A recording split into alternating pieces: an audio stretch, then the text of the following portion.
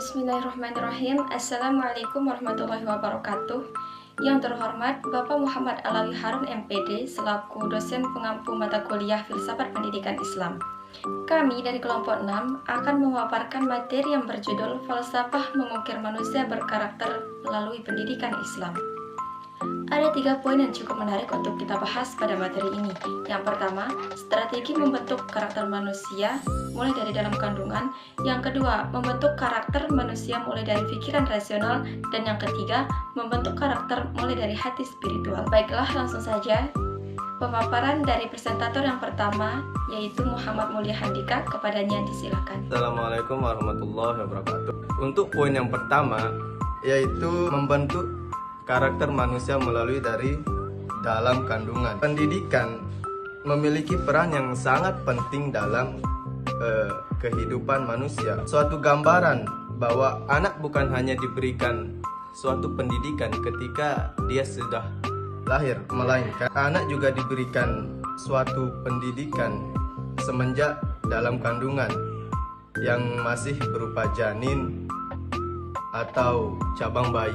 Secara tidak langsung, baik pendidikan yang diberikan di dalam kandungan itu melalui proses penciptaan suasana kehidupan orang, senantiasa pikirannya tenang, damai, dan kehidupan rumah tangganya harmonis.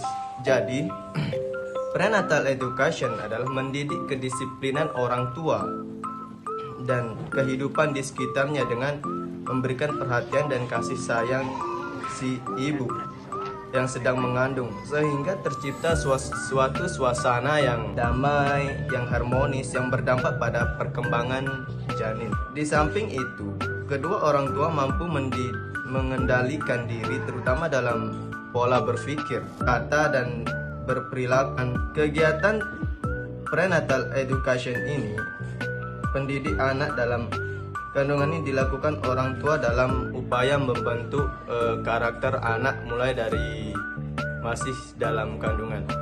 Dan dari saya yang akan dilanjutkan untuk poin kedua dan ketiga oleh saudari dan saudara kami.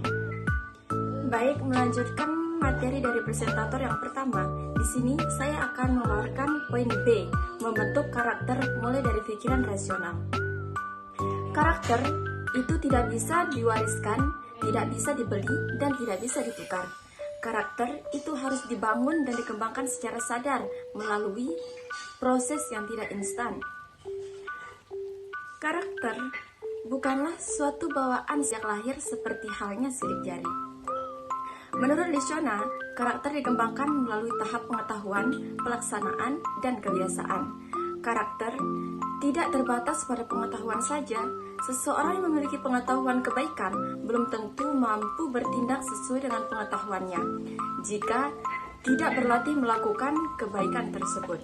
Dengan demikian, diperlukan 3 komponen karakter yang baik, yaitu yang pertama, pengetahuan tentang moral, pengetahuan tentang emosi moral, serta perbuatan yang bermoral.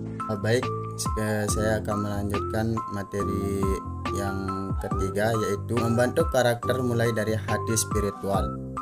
Menurut Dr. Abdul Munir Mulhan, pendidikan spiritual merupakan pendidikan kepribadian dengan mengasah pikiran, hati, dan tubuh menapaki pengalaman sebagai usaha untuk mendekatkan diri kepada Tuhan.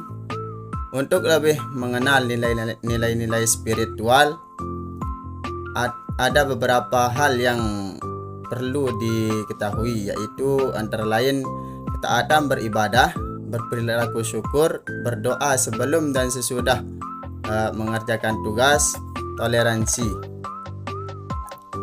Pendidikan karakter berbasis hati dikembangkan melalui 3 tahapan. Yang pertama, tahapan prakondisi, yaitu proses mengenali kondisi hati, mengenalkan fungsi spiritual hati, melakukan pengobatan hati dari berbagai penyakit. Yang kedua adalah tahap pembentukan, yaitu hati dalam menentukan perilaku dan menentukan kepekaan untuk mengambil pelajaran dari pembuatan hati. Yang ketiga adalah tahap perawatan, yaitu proses penyelamatan hati dari potensi kerusakan dan menghindari pengaruh karakter negatif dari lingkungan. Baik, demikianlah tadi pemaparan dari kelompok kami. Mohon maaf apabila ada kesalahan dalam penyampaian. Wassalamualaikum warahmatullahi wabarakatuh.